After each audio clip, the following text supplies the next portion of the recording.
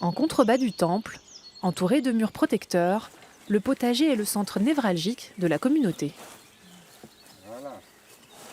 Dans beaucoup de temples, même autrefois, on a essayé d'être autonome, hein, parce que bon, les religieux en général, ils sont dépendants des subventions, des dons des gens. Et il y avait toujours dans l'histoire du zen des moments où les maîtres ils ont décidé de devenir autonomes. Une autonomie alimentaire qui nécessite l'entretien quotidien du potager.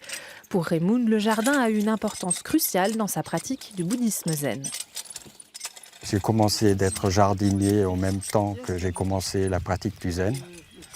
Donc ça m'a toujours accompagné et j'ai toujours essayé de transposer la même concentration dans le jardinage.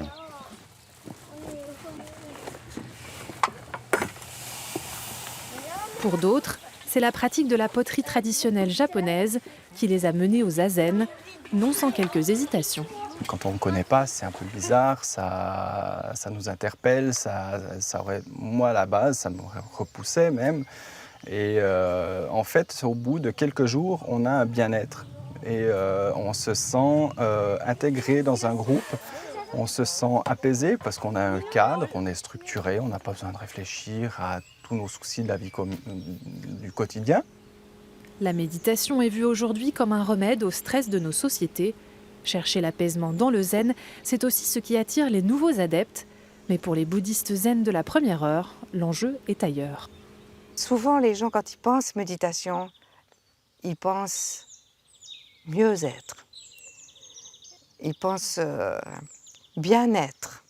Alors, un petit peu de spiritualité, un peu de bien-être, un petit peu de ceci, un petit peu de cela, tout pour aller mieux. Mais tout ça, c'est une recherche finalement très égoïste. Et dans la voie du Bouddha, c'est abandonner cet égoïsme. C'est simplement s'asseoir et abandonner l'égoïsme. Quand on arrête de se la raconter, on est au cœur de l'expérience. Et la pratique du zen, c'est être au cœur de l'expérience, au cœur de l'instant. Un besoin de spiritualité qui ne semble pas s'éteindre. Le bouddhisme zen célébrait l'année dernière ses 50 ans d'existence en Europe.